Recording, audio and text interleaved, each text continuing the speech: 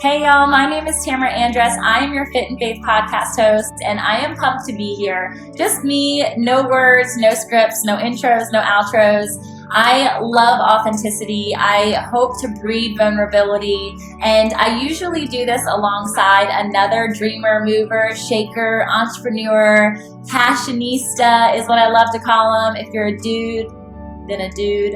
But I am loving just coming together in community with other people to share their high and low stories, to share their journeys to comeback, because I believe ultimately that's where God would have us. He would have us on the mountaintop. And even though we learn a ton in the pit and in the valley, God would want us right now, especially in this season of life, in this time of our culture, to shine.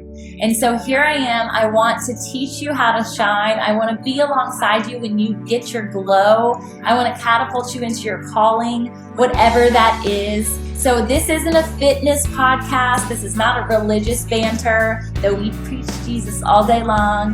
And this is not just about nutrition or health or wealth, though I like some green, and I know you do too. It's not okay for us to not be okay with talking about all of these things in unison. You guys, we don't just need a mental health podcast. We don't just need a fitness podcast. We don't just need a religious, spiritual podcast. It needs to blend. This is what Fit and Faith is all about. It's all about creating alignment, connectivity. It's about pursuing your wholeness and claiming it over your life and over the lives of the loved ones that you have around you in your community. So thank you for tuning in. I would love to get to know you more. You can like, review, subscribe, whatever it is. Send me an email, DM me. It's me. I have an amazing team alongside me, but you guys are getting me for now. So enjoy. I'm so pumped to have a coffee conversation with you, is what I love to call them. Don't have my coffee right now, but I have it in my system, as you can see. All the love. Let's do this together and keep going for your dreams, y'all. Hey guys, what's going on? We're so pumped to be here. This is going to be a fun episode around everything mind, body, and soul. I'm excited to introduce you to my friend Brett, who is also my personal trainer. So you guys had an opportunity, episode 12, I believe it was, to hear from Haley, who was my old trainer, who has now moved on to bigger and better places. Not really, she's just in a different area. But Brett's here and has taken her spot in a huge way. Big shoes to fill, and I've been so grateful since you've come in. I remember the very first 5 a.m. morning, and I was like, oh, he's louder than Haley at 5 a.m. I try to come with a lot of energy. You did. You absolutely did. I might have had a lot of caffeine that morning too. Just to like come with because you had to pack a punch because you're walking into a group of women. Yeah. And so I would love to explore that conversation in and of itself. But yeah, so I honestly, I don't know a lot about Brett other than that he's hardcore. He knows what he's doing in the gym, and he's also has a big soft soul. And I experienced that the first day too, because when we were stretching afterwards, you dove so deep so quick, and I don't know if other people were like prepared for it or if they even take it to heart in the same way. Yeah. But when I go to the gym, it's a spiritual experience for me just as much as it is a physical and mental. So I appreciate that about you, and I'm excited to see where this conversation goes. I appreciate you for having me on. Thank you very much. Yeah, my pleasure. So tell me first, why burn? And it's like a girls' gym, right? So how did you come into that? So I guess my experience was I'm from Richmond, Virginia, and I've been in Richmond for the majority of my life, probably close to about 30 years. And I used to work for basically a group fitness place, very similar to One Life, called American Family Fitness. It was a really, really cool place. Really great atmosphere, but I was kind of like at a crossroads because there was only so much more that I could do. And I was really, really passionate about helping people. And I had become a personal trainer. I was still the group fitness coordinator. And when Burn kind of came along, I kind of saw maybe an opportunity and an avenue to really kind of take things in the direction that I wanted to go to. We're constantly talking about how fitness is evolving and fitness is going in different places. And with my experience and my background, I really wanted to kind of explore my own freedom in how I trained my clients and how I delivered fitness as a product to my clients. Sometimes I feel, especially with the rise in CrossFit and the rise in all these, quick, effective but challenging workouts, all we're doing is we're beating up the body. Yeah. So what could I do to make fitness fun? What can I do to make fitness involving? I think Devin Klein came up with a colossal idea that really tied in not just functional fitness in 45 minutes so it's quick, but he also tied in the fact that, moms in particular sometimes can't make time for themselves. Yeah. Totally. And I don't mean to downplay anyone else's role in the family, sure. but typically what I find is moms can be kind of the center of the family, spiritually, emotionally, and more importantly, just culturally. Yeah. So, kids learn via osmosis from us. We pass on their traits to them. So when we can make ourselves a priority and really kind of make our health and our mental health, our emotional health, our spiritual health, our physical health being, paramount to what we do at Burn, when we can make that a priority, people tend to gravitate towards that. Yeah. People learn from that. Yeah. So when I left American Family Fitness, it was more about what could I do to help people all around. Really, I got into fitness because of my mom. Okay. I watched my mom in particular. This was kind of, I was drawn to Burn about. Yeah. I was a soccer player, and my brother was a soccer player, and my sister did chorus, and we constantly had a busy schedule. Yeah. And I watched a little bit of my mom just kind of sacrifice her health and the things that she wanted to do, the things that she was working to do. I watched her sacrifice that, and I watched her health kind of go down a little bit. Wow. So in a way, me going to Burn was also kind of me giving back and saying thank you for all these things that we've accomplished over the years. Thank you, Mom. Oh, and she was she was actually my first client. That's so cool. And she's actually right now she still lives in Richmond with my dad and my brother and my sister. And they are actually at Burn Boot Camp Chester with Coach Eric. Nice. And okay, cool. They're great. So Eric's a great trainer. So I could not be more happier for them. That's really cool. What a cool testament. People always what's your why? And to have that as a part of your why. And I know it's probably more, it goes into your own experience as well, but to have that as your first example of osmosis, that concept of, okay, this is what I see and where she's going with it, and now I want to make a change for the better. And also allow her the opportunity to make a change, especially with her as your first client. Yeah. Mom, let's do this. It's time for you. I want to give back to you. And I want to say real quick that she has lost 70 pounds. What? And she is doing amazing. So shout out to you, Carol Timpano. You're doing awesome out there. That's so cool. Is she on the burn wall? Does she have a picture? She's not on the burn wall yet. And I hope that she gets on the burn wall because she's done an amazing job. That's so awesome. Chester just opened. They've been open for almost 3 months now. Okay. So I'm very hopeful that she's going to do her transformation story for Chester coming up here pretty soon. That's really amazing. And how old is she at? We're not going to... Well, we're going to ask. Oh, you are putting me on the spot right now. It's okay. Is she's in her 50s or 60s? Okay. Low 60s. Okay. She's barely 60, and I just think that that's really rad. She doesn't look any older than 49. Okay, of course not. I would not expect anything else. You've got a baby face, so it's got to come from somewhere. 62, 63? Okay. I mean, really, are you just shoot, I'm sorry, Mom. Oh, we love you. I love you, Mom. Sorry about this. No, I think that it's awesome because a lot of my why comes alongside my mom as well. And living life with her, and she was the same way. She gave up everything for us to pursue our experiences of wholeness. And one of mine was gymnastics, and so that's where my background comes from in fitness. And the muscle memory really is the main thing that I've taken from it, other than back pains and things like that, all the ailments that come alongside. The muscle memory is amazing. And she sacrificed that for us, but to know now and forever, I mean, she's been a really good example of also health and wellness, from what she fed us to her own exploration of marathons and half marathons. And she's always put her health. She's also a burn sister, so that's cool. That's awesome. I don't know if you've had the chance to meet her. I don't know how frequent she's been coming. Mom, we're shouting you out too. Would love to meet you if we haven't already. Brett, meet Brenda. But yeah, she's incredible, and at the same time, she's in her mid-50s, and so many of my listeners and so many of my friends are in that bracket, and they struggle because they have done this, and they've generally, unlike my mom, put it completely to the side. Yeah. And so now their kids are out of the nest. They're going through this transformation of hormones, which you don't know about, but you know about enough because you talk to women all the time. Like, I can't lose it. I can't do it. So how do you confront people around that of like the I can't mentality and like shed light on getting past that? You did it with your mom. So.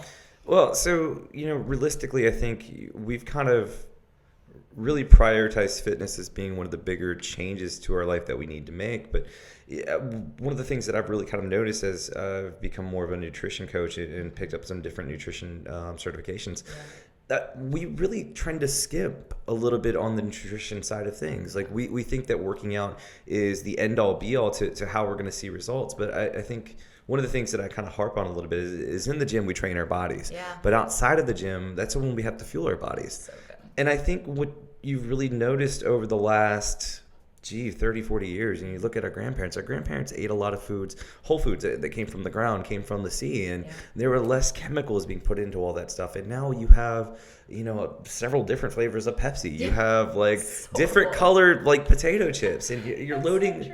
You're loading all these foods and changing them into food products, and there has been a huge rise in a lot of disease and a lot of illness, and there's no one smoking gun, but I think if you could correlate everything back together, it's got to go to nutrition.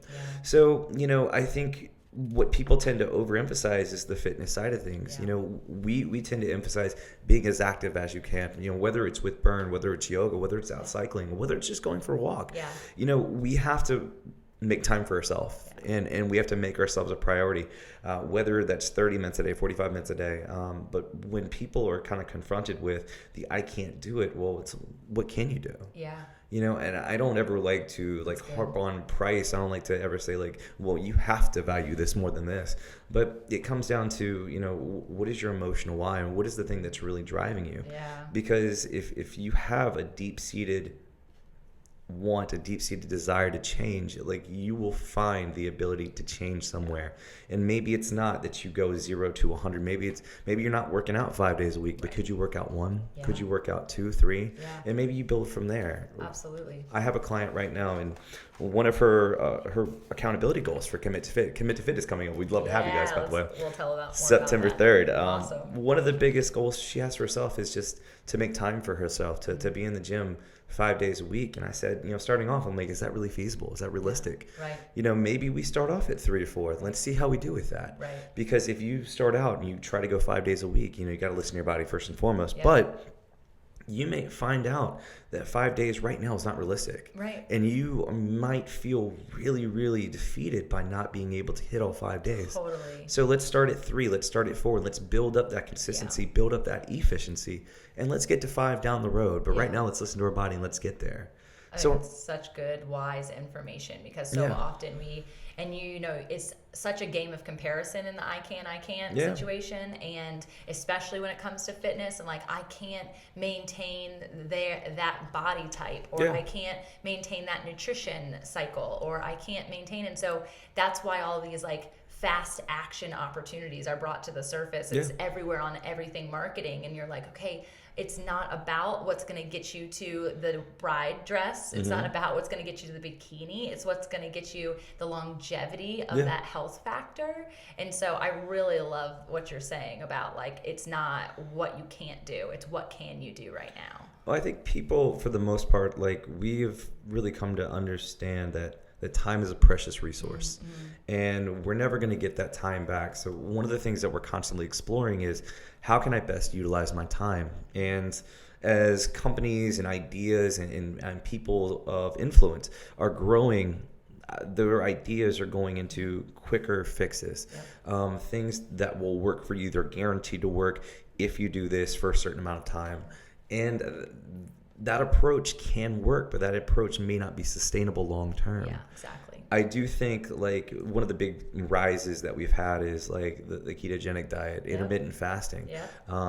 I do think all that stuff works. I think paleo works. I think CrossFit works, but it's being able to sustain that, being able to be consistent with the practice and doing all these things. And it may not be the right choice for everyone. but we have people of influence out there who maybe are doing this and they're seeing results and they're speaking about it, and then everyone starts to think that I can do this. Right. And maybe you can, yeah. but maybe it's not the right opportunity for you. Maybe it's not the right choice for you going forward. Totally. I have a funny story about intermittent fasting. So a couple weeks ago, I'm driving and my grandpa calls me, which is not very often. Okay. And when he does call, and even when he writes, he's a man of few words. They're just like really strong. Like throws the hammer. He's good with his words. So he's like, Tamara, I have a question for you. I'm like, yeah, what's up, Grandpa? Just turned 90, by the way, a couple months ago. Congratulations to him. Happy birthday. Amazing. And he says, so I think I'm going to try this intermittent fasting thing. And I'm like, trying so hard not to bust out laughing. And I'm like, really? Like, what inspired you to do that? Yeah. And he's like, well, I have some heart issues. My body is like not treating me very well. I definitely need to lose some weight. And it seems to be working for you and other people. And I'm like, all right, Grandpa. So he's like, so what is the trip? Because I am starving by 10 a.m. I'm like, okay, well, how much water are you drinking? He's like, well, I don't know. I'm like, well, that's probably your first problem, because if you don't know how much water you're drinking, then you're limiting yourself in the component of hydration, which is the first thing above all things. Is if you can start drinking water, you 99% of the time when you're hungry, you're not hungry, you're dehydrated. So fuel yourself with water first. So I'm like, and I told him how much water, and I thought he would drop the phone. I'm like, Grandpa, are you there? And he's like calculating is what he was doing. He's like, I'm gonna be peeing all day. Yeah, well. And I'm like, well, it's true. That is true. That is true. But you don't leave your apartment, so I think it'll be okay. Like, I think that's an okay thing. And he's like, oh, and all the curse words coming out. And he was just like, all right, I'll call you back in a couple weeks, and like hangs up the phone. I get a letter or an email a couple weeks later, and he's like, yeah, my doctor said it wasn't the best idea for a man of my age. Probably not. And I'm like, Grandpa, you can choose ideas around it that will help you, but it's not right for everyone. That's absolutely right. Please don't kill yourself at 90 because you try some crazy quick fix to your health when you've been doing not too bad. You've made it to 90. We can do some things and make it better. You could totally drink more water. But I was dying. I was like chuckling the whole time. I'm like, my grandpa just called me for intermittent fasting results. I love that. That's the thing too. Like, I mean, I love that aspect because, like, not only because I hate to say this, but like people as we get older, like we get very, very set in stone in terms of like what's working for us, what's not working for us, and to have someone, I guess, that experience is not. Being accepting for new ideas is an awesome thing. That's so true. I never thought of it from that perspective. Being accepting of new ideas at age 90 is a really great thing. That's awesome. Maybe not the best thing, but it was a really great thing. And then likewise, like the literally counterpoint is my mom's mom, who didn't set that example. She just turned 87 like 2 weeks later, and I'm at breakfast with her and I'm like, Nana, like if you could do anything for your birthday, like what would you do? And like right now, and she's like, I would have dessert. And it's 9 a.m. and I'm like, well, gosh darn it, you're getting dessert. Absolutely. It's your 87th birthday. That woman would eat sweets. Well, she does. I think behind closed doors, she eats sweets all day long. I believe it. And she would never give them up. So there is definitely the mindset. And she's like, well, I made it this far. I don't need to change my diet now. Y'all don't know what you're talking about. Well, so anytime that I went over to my grandparents, both sets of my grandparents, we always had cookies made for us. Yeah. Like as soon as we got in, like there were cookies and we knew right to go for them. Yeah. And then both my grandparents were Italian, so they made really good cookies. We didn't have just one or two. It was more like 5 or 6. So we were always like spoiled a little bit. So sweet treats, yeah. And we had a great time whenever we went to grandma and grandpa's. That's what they're there for, I think. My kids are no different when they walk into my parents' house, and they are health conscious. So it's hilarious that they go right for the cupboard. I'm like, no, fridge, go for the fridge. Yeah, oh yeah, absolutely. What's happening? And then my daughter opens the fridge and she sees noodles, and she's like, can I have the white pasta? I'm like, come on with the white pasta. You're killing me. There's one thing that I don't think that we'll ever give up, and we are Italian, so we have big Italian meals. And my mom can't do this anymore, bless her soul. But like one of the, anytime that we have like family holidays, it's always like pasta. It's like rigatoni. It's like a big thing of them, like a pound or two. But it's so good. And my mom makes this delicious. Hold on.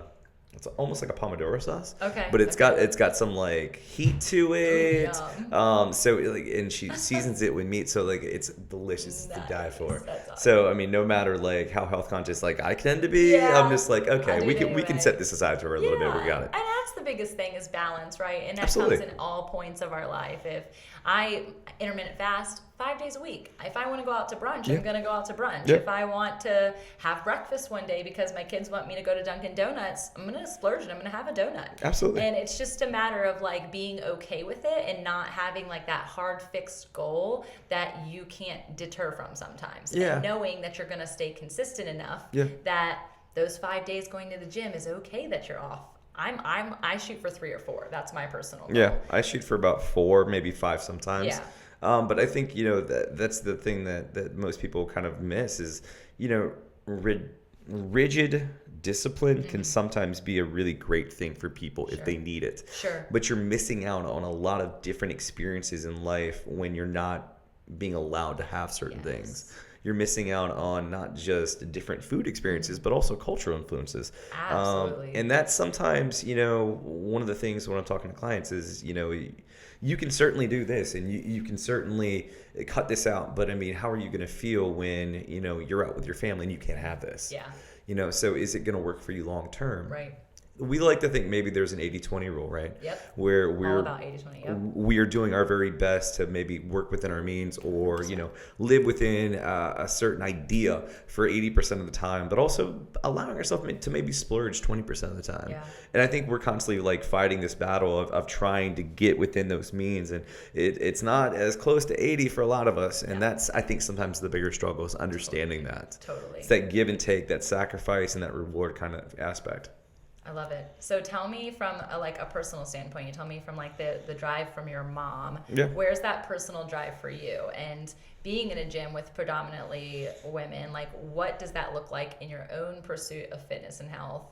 Do you work out solely at Burn? Or do you? Oh, no. So I actually have a gym membership to One Life. I'm going to be 100% honest. Yeah. I hate cardio. Okay. So I have been a soccer player for most of my life, and I've got terrible ankle issues.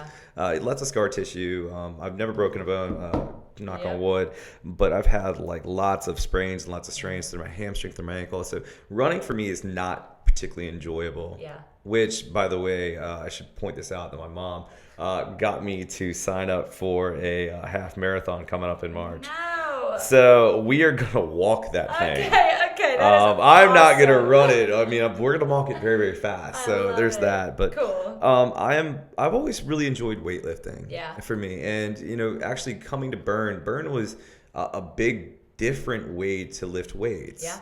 And, coming from a group background, like, I really enjoy cycling. Yeah. So, like, Cycle Bar is a really awesome thing. Cool. I have taught cycling before. I love yoga. Yeah. Yoga is, the mind-body function for yoga is super important. It's not something that we do enough of, I think, sometimes. Totally. But, like, within my own goals, it's not necessarily, I don't have, like, a weight goal. I don't have necessarily a body fat goal. And I probably need to look at that for a little bit. But like my goal has always just been functional strength. I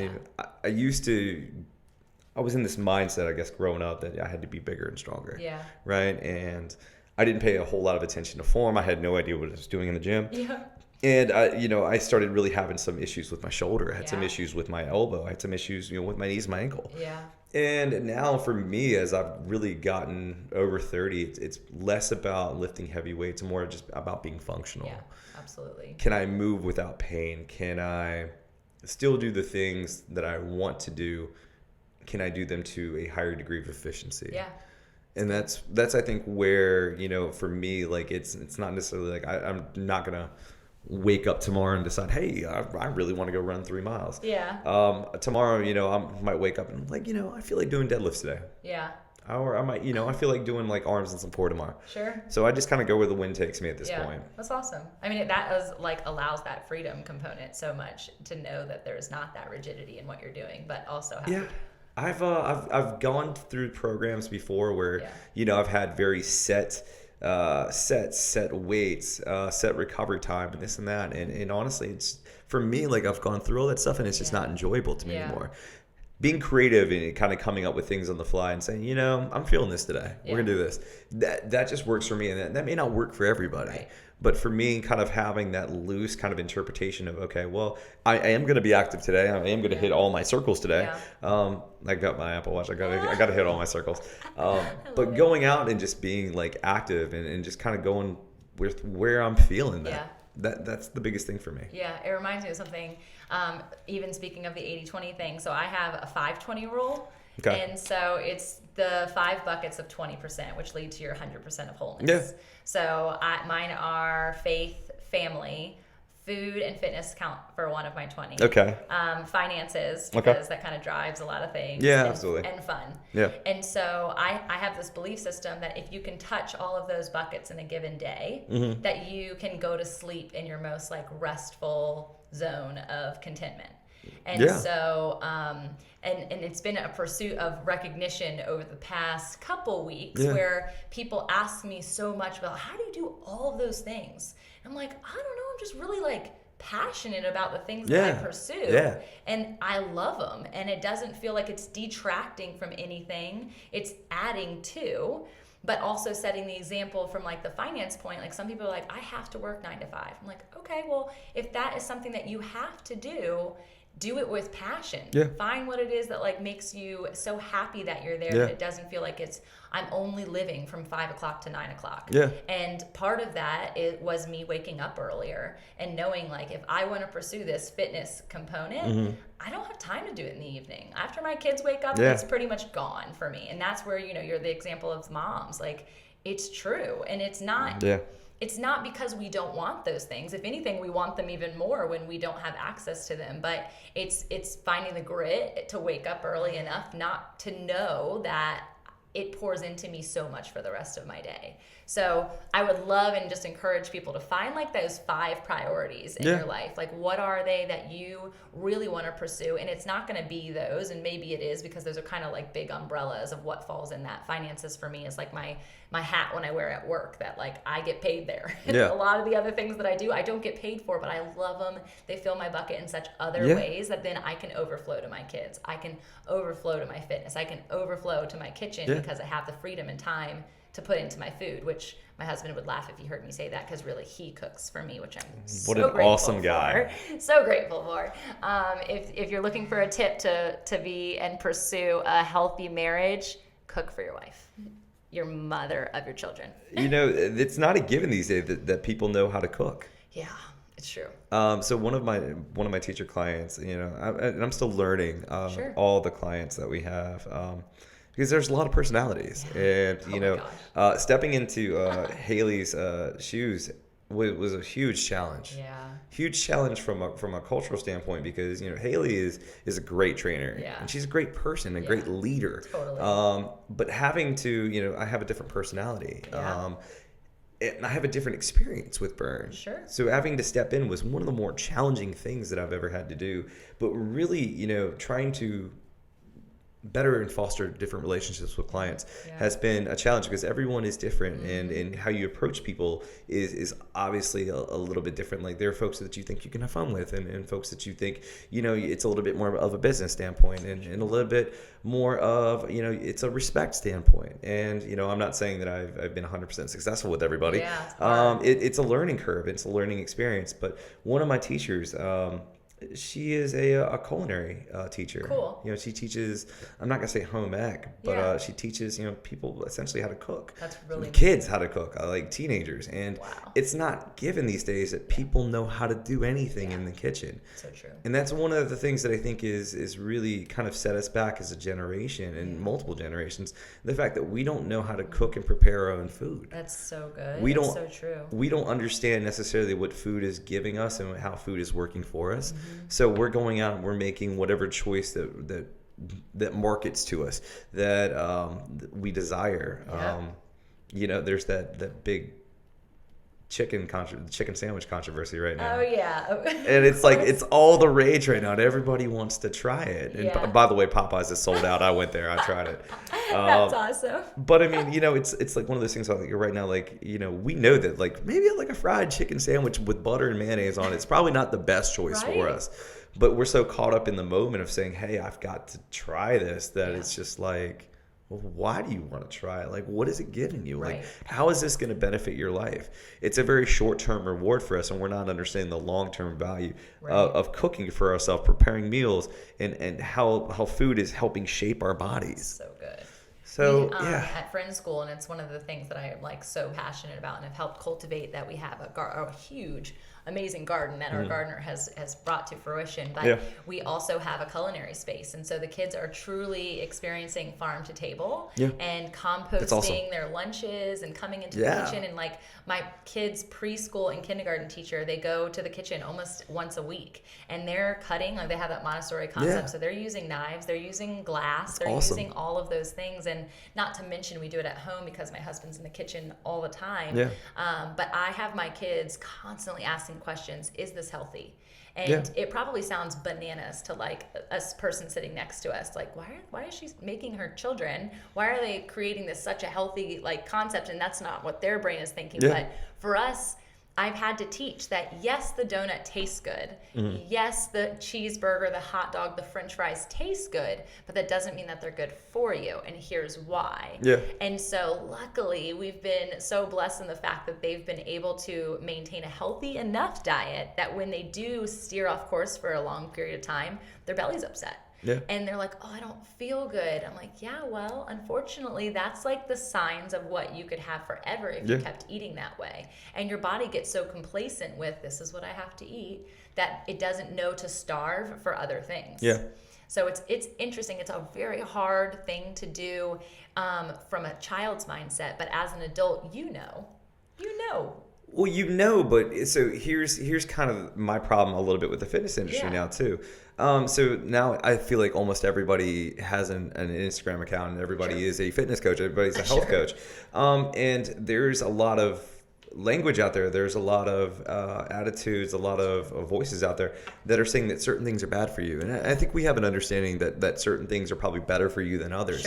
But, is there really a problem with something like a white potato versus a sweet potato?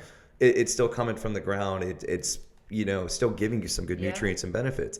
We probably understand that a white potato is probably not the best choice when it comes to energy, either short term or long term. Nutrient rich versus But we also probably understand in the scope of things, like that white potato is probably a better choice as something opposed to like mac and cheese. And that's where like sometimes we are really, as different health coaches and fitness coaches and online personalities, we're demonizing a lot. And there's some truth to some of what is being said, but there's also a lot of grandeur with the language in terms of how things are being interpreted. And that's where I think sometimes like you need to speak to someone that kind of understands health in a more either holistic fashion or more professional fashion. Totally. I agree with that, because even just the concept and you're skimming the surface of it, but it'd be this whole like rage around gluten-free, right? So like we consider ourselves gluten-free, again, 80-20. Like if I'm going out and I want a burger and fries, I'm going for it. But there's this whole stigma of why and who it works for versus who it doesn't work for. And they have the eat right for your body type or your blood type, and like that actually has so much premise and truth. And like people just don't do the research, so they see the taglines of what's working for 50% of people, and they think they're in that bracket.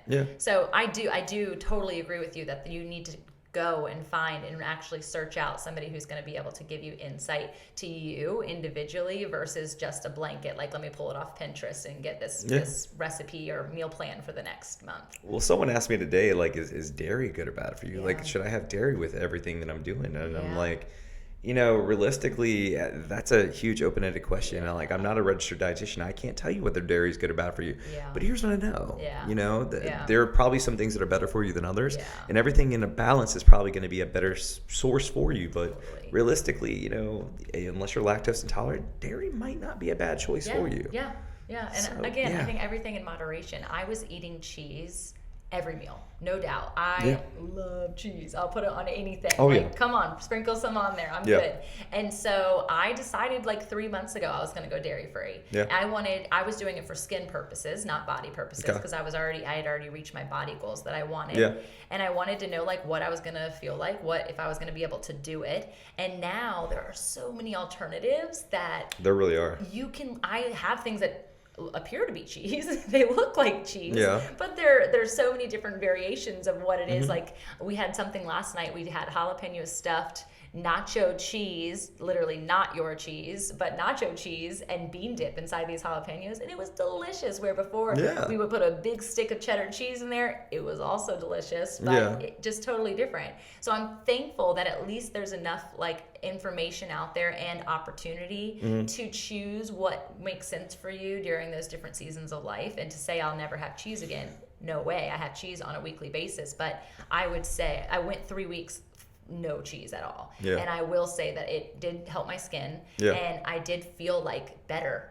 And so I just think it's different for everyone, just like our personalities are different that you're navigating. Well, and I feel like too, I really love the fact that like as a society, we're actually trying to steer away from meat as much now. Going true. Like the Beyond the Burger or Beyond Meat, and having some of these different options available. Because I had someone ask me if soy was bad for them, and honestly, where that soy is farmed, there may not be anything wrong with soy. The Asian cultures have been using soy in their foods for thousands of years, and they're okay. But that's the thing; it may not be the right choice for you. But a lot of these legumes and soybeans and peas now are kind of coming back, and it's really starting to open up a lot of opportunities and avenues for people to try different foods and kind of incorporate what different aspects of health could be. Totally. I agree. So I really think like that is a great step in the right direction. Plus, a lot of that stuff is going to be a little bit more sustainable for our planet. Yeah. Oh my gosh. Which, 1000%. I think that sometimes we tie politics into this, but I mean, I think someone kind of came up with, this diet that really looks at, let's say the population explodes. We're going to keep going up. There's going to be more and more people born. And at a certain point, like we're not going to be able to feed everybody. So what is the alternative to that? Is it limiting and restricting everything? Or is it maybe coming up with a new idea of what a diet could look like, what a diet could be? And that's where I think, we've done a really great job with now trying to farm and source out some different options for people so that they can get protein, so that they can get good carbs, so they can get good fat with different things. You're no longer limited to just certain products and certain items. There's a whole mess of different ideas out there, and they're all great ideas. Absolutely, which I think is so cool. I mean, and you've literally hit on so many components of like what your job is. So you wear this, whether it's your own title, however you go about doing that. I don't really try not to believe in titles and don't want that for people. But you have the mental component of this relationship experience and the mental of like, what are you bringing to the gym? What are you releasing in the gym? And then walking back out into your day-to-day life. Then you've got the physical component, but the physical component isn't just the fitness. It's what they're doing in the kitchen. And then where do you tie in the spiritual piece? For you, or even I know like I said that first time we were stretching, I was like, man, you could be a pastor. I'm like, okay. I remember that conversation. I was impressed, and I went home, and Morgan, who is my pastor, and her husband, I was like, oh my gosh, you're gonna love Brett. He's so great. And we had heard all the things, and so we weren't sure what to experience. I'm like, I really like him. In terms of a spiritual aspect, I think one of the things that sometimes we're missing is just that sense of being, and I think when you talk spirituality, it's not maybe just a singular faith, but it's a faith also in yourself too. We are a people that have been blessed with this opportunity to live and experience life in the most happy, joyous way that we can. And every opportunity and every choice that we make should steer us in that right direction. But sometimes we do need a little guidance, and that's where I typically, for me, I tend to keep my faith a little bit more private. I personally believe Jesus Christ, God, but realistically, I keep that inwards. Because there are a lot of different cultures out there and a lot of different ideas out there. And my ideas may not be right for them, but I believe that, morality comes from somewhere else. Yeah. And we find ideas, we find spiritual ideas that help us sometimes bridge the gap to why we do things, or why we believe certain things, or why we essentially, I was hoping that's not mine. Driving me bananas, sorry. Why we do certain things. Right. I'm going to be honest, growing up, I was never very spiritual. Yeah. And I think, when you sometimes grow, my grandfather was part of the church. Yeah. We still went to church, but I almost kind of resented it a little bit. Yeah. And I think as you grow older, you start to really question things. And when you don't have answers, you really start to look inwards, and you start to almost feel certain things. Yeah. And you start to believe, and you start to have this passion again for why certain things are happening in the right way. And I think, as I've gotten older, I've become a little bit more spiritual, because I've started to bridge the gap to what I'm thinking, how I'm feeling with, why I do certain things. Yeah. And I tie it all back to, we grew up Catholic. Okay. So I tried a couple churches around here, some of the modern churches, and I don't know that I get into this. I kind of like the traditional type stuff. But, I think we're looking for a message, and we're looking for a meaning. And I think, it's that kind of stuff that gives us that spiritual kind of guidance, that spiritual kind of faith to fill a hole that sometimes we're missing. Yeah. So for me, like, I try to attach myself to things that show meaning, express meaning. And I hope that people, I don't want to come across as like being like too rebel rousing or anything, but I hope that people can draw that own connection in their life to something that means a little bit more to them. No, and I think that like definitely is a huge like umbrella. And when you speak, it was by no means like pinpointing any faith or and that's a hard thing to do. So to have like your own personal thing, but then to offer it out there overall in a sense of just love and a sense of like gratitude and a sense of being like, you guys showed up today. And I hope that like when you leave the doors that you show up for the rest of your day in whatever capacity that means. And so that motivational speaking, which, has a bad rap sometimes, but it really is important for people. It's important for us to be able to come to a place and have that release. And sometimes that's all they got.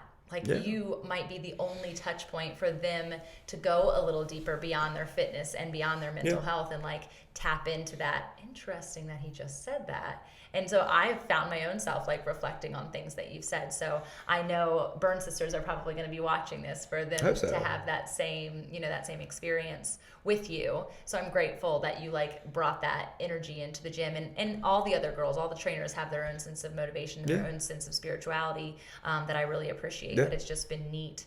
And I wasn't sure how it was going to be like with a male influence. And my dad was like, has always been my rock when it comes to fitness. He was like the original Gold's Gym guy. Like, the tanks that like don't, basically you're not wearing anything. The shorts, which he still wears to this day, that he might as well also not be wearing whitey tighties at that point.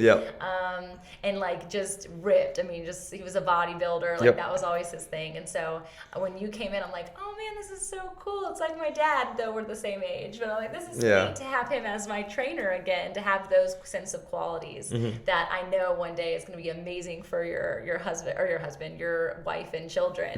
To be that in a home for someone is just really cool. So I'm grateful for you for sure. I appreciate that very much. I wanted to ask one more question around the hat of mental health and exploring all of these different personalities as you're walking through the gym. Like, I never thought of it from the perspective that you have to do all of that at one time. Like, so just a high five, for example, when we start working out in the morning, the first thing that they do while we're doing our warm up is the personal trainers go around and high five every single person, sometimes by name, which is always very impressive, especially at 5 a.m. But when you make that point of contact to say like, I see you, I see that you showed up, that's amazing. But even like a simple high five for 20 different women can come off totally different. It does. How in the world did you navigate that from like a interpersonal experience? How did you gauge that? How long did it take? It's constantly evolving, because I think you can definitely, body language is something that I'm sometimes pretty keen on, and you can kind of read people's energy, and sometimes I struggle actually to really understand, like, is it me? Yeah. Or like, is she just having a bad day, or is he having a bad day? Or is it just not their personality? Yeah. What's strange to me is that, like, we started with high fives, and it was a very weird experience, but it makes a lot of sense because you're connecting people, you're connecting energy with people. Yep. You're connecting thoughts, ideas, but you're also connecting just, like I said, love more than anything else. Yeah, totally. I see you. I respect you. Thank you for being here. Yep. But that sometimes, like, that's not what everybody needs. That's not what everybody's there for. Yeah. And when people leave Burn and they go to a Group X class and they're like, hey, I went for high fives, and people looked at us strange. It comes across as being like, okay, what we do here is special, which is great. Yeah. But it's a constantly evolving thing because, like, you and I, like, we might high five, and by the way, yeah. we might really get it, and I have folks that like try to break my hand. They're just excited to see me, which is cool. And I have folks that sometimes it's just a little tap, and they're very quiet into themselves, and I don't know if I make them uncomfortable. I don't know if they're just here, and that's the best that they can do. Sure. I don't know if this whole experience is just a little scary for them, and maybe it's not for them, but they're trying. Yeah. So that sometimes is a real big struggle for me, and I take it personally, and I'm just like, is it me? Yeah. But to that aspect too, like, I can't let it get me down, because as like I've always kind of said that I've also been told this too, that I've got kind of like the showman voice, like the announcer voice, and it's always like, I tried out for I used to teach like Les Mills, like body combat, body pump, and all that stuff too. And I tried out to be a trainer. I went through some high-end courses and whatnot, and they were just like, you kind of come across as an entertainer, and it's almost like a little fake. Oh no! And I really thought about that for a little bit, and I just kind of realized that, for me, like, when I get in front of people, it's a role that you play. Absolutely. And sometimes, like, no matter if you're having a bad day.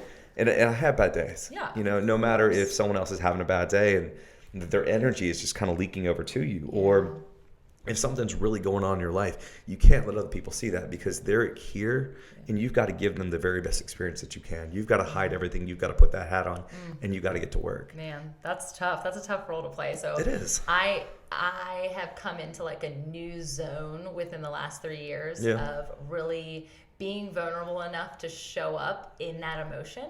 Because I feel like my whole 20s and my whole life, really, I was so good at putting on a smile, and I was so good at like coming to the table strong, like, I got you, we're gonna do this. And meanwhile, breaking, right? And having those moments of hurt and pain, and not being able to share it eventually with anyone. And so, I totally respect that. I'm sure you have your inner circle that those, emotions are being able to be shared with, that then you can come to a space and wear that hat. But I have had a couple of experiences that I would challenge you with that have literally been life-altering, where I'm a business coach in addition to the wellness concept, but it's a business opportunity that people come to the table, and I help pursue their passions and purpose, and like give them a leg up on all things business. And initially I had a really hard time because I didn't think that it needed to have any sort of faith component to it. I'm like, any spirituality, like, the people do their own thing.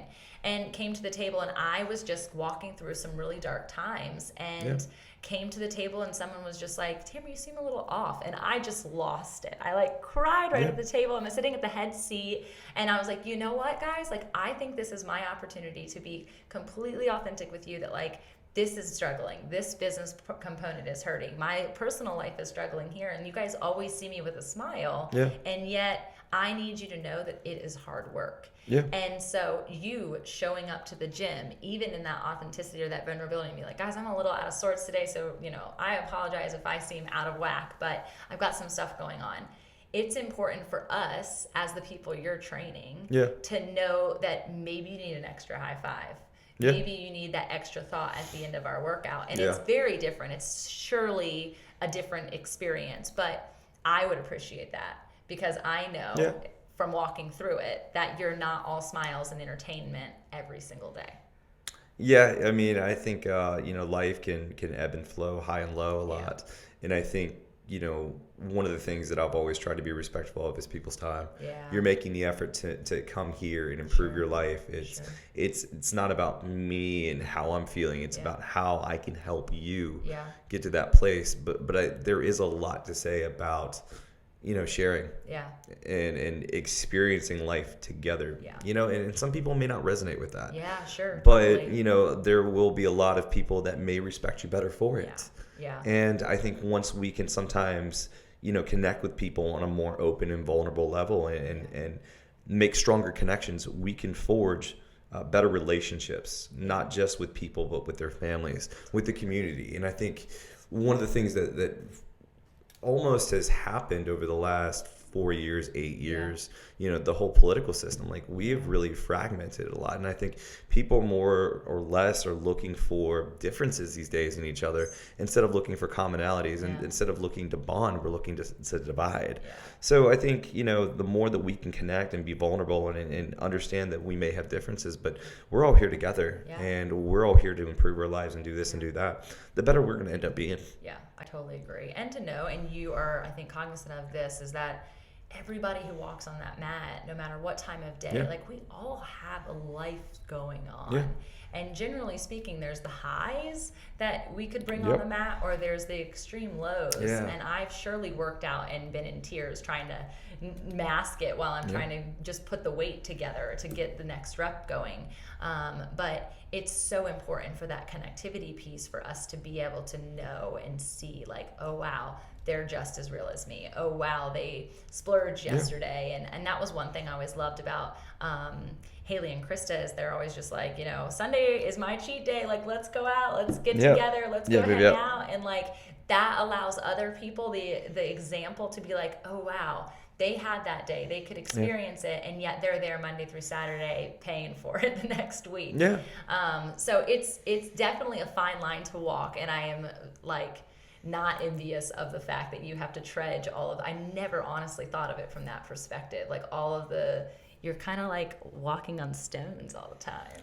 Well, you tiptoe around things certain times, but at the same point too, sometimes you got to stride. I think sometimes, my energy really is going to help set the camp. And I don't know if you've traveled to other burns, but I have. I like to think that like every location, like you're going to have a great experience wherever you go. Yeah. But we know that's not universally true. Right. We know that we might connect differently with different trainers. I know that people have connected differently with Haley versus me. Yeah. People connect with Krista over me. I think Krista's hilarious. Yeah, by the way. she's hysterical. People connect with Rachel. Rachel's very down to earth. I love Rachel. Yeah. But people connect differently to trainers, and sometimes like that's okay to connect differently with 100%. Trainers. But have you ever been to like a Group X class or a burn? Hopefully not a burn boot camp experience. But like the energy was just dead. Yeah. And you felt like that workout just took forever and it wouldn't end. And that's the thing, like as a trainer, as a coach, as a group exercise instructor, you have to lead with passion. You have to lead with energy. Yeah. And that's where, like, for me, like, I have to, whenever I step on, I put that microphone in my hand. I'm like, I got to give them the very best experience. I can't mail this one in. Totally. I very much appreciate that. And especially to do it day after day and morning after morning. Well, you touched on it. You have to live with passion. You're not here to just make money and buy things and die. You're here to essentially change the world. You're here to go out and help others reach their passion, reach their goals, because this is a shared experience. And what we do with passion, people take from that. Yeah, it's so good. And I love that, because sometimes I think I'm a little nutty when I'm like having conversations with people that I literally want this concept of impact. I want to change the world. And people don't always receive it, but everything each person is doing, no matter what their job is, no matter what they're putting their passion into, and it's not necessarily a job, maybe you don't even get paid for it. You are a ripple effect for change, positive or negative. And that's up to us in order to choose what that positivity or negativity like slant looks like. And so let's hope that it's more people in the positive realm than it is in the negative. But like to change the world. Like, I just love such big words, but it's so true that every person has that capacity. Yeah. You can do it. And so wherever you are, I'm so pumped that you tuned in. Thank you very much. Mind, body, and soul, like so much goodness in everything that you do and bring to the table. And I'm grateful that I get to train underneath you. I'm grateful to have you as a client. Yeah, thank you. It's been fun getting to know you today. And if you guys want to know more about Brett, before we get off, I do want him to share about Commit to Fit, because it's my home gym. It's where I have grown to love and find my best self in my body, both mentally and physically. And I've been there. I'm about to hit my 2-year burn birthday. Woo woo, so I'm pretty burnversary. pumped about that. So tell about Commit to Fit and how they can jump on. So Commit to Fit is our 6-week challenge. It starts on September 3rd. It's $99. You're going to get unlimited camps. We have complimentary childcare. We're actually adding a camp time. So we're going to be at 10 to 11 camps every single day, Monday through Friday. Saturdays, we have 7 o'clock, 8 o'clock, 9 o'clock. You're going to work one-on-one. You're going to work in groups with very, very positive people. You're going to have focus meetings with trainers that know a lot about nutrition. They can help you either with maybe some recommended food choices or some behavior patterns. You're going to work in a state-of-the-art facility where the floor is actually filled with like rubber blocks, and it's very, very light and springy and very, very easy on your joints. And, you're going to have this amazing opportunity to empower yourself, to really take back and make your health and your fitness a priority. So we have a limited number of spots. I think we're down to like under 30 at this point. Awesome. We have signups going up through September 3rd. We've extended it out a little bit. And we would love, if you're listening to this, to have that opportunity to maybe change your life. Maybe change your life for 6 weeks, maybe even further. I mean, take a little courage and just go for it. That's good. And if there's on the wall, it says, if it doesn't challenge you, it won't change you. Absolutely. And it's so true to know that your change in your own personal self can have the impact to change the world. Absolutely. Right? Yeah. So good. Again, awesome. Join us for Commit to Fit. It's a 6-week program for $99, yep. Right? So for all the people going back to school, your kids are in a space that you now have the availability to jump in. We look forward to seeing you. I'm there at 5 a.m., so get your booties out of bed and come hang out. You guys keep moving, keep improving, keep burning. We'll see you guys soon. I'm Tamara Andress. I'm your Fit and Faith host, and I am so excited to just be here to share with you other movers, dreamers, shakers, entrepreneurs, pastors, whatever. If you've got a head and you've got a heart, I'm so excited to explore who that is, whose you are, and discover your wholeness, your health, your wealth, and your joy. I love to exude happiness. I want people to know that this is not, this came with trial. You guys, this came with a lot of effort. This came with a lot of lows and so many highs. And I want us to experience those together. This is a real community of dreamers, and I'm excited to help catapult your calling, your kingdom experience, the purpose of your imprint on the world, wherever, however that is. So come along for the ride. I am excited to chat with you. Like, comment, review. Send me a DM, send me an email. It's me responding, even though I have an incredible team. And so I'm just excited to get to know you. Let's connect, let's create community, and let's walk in our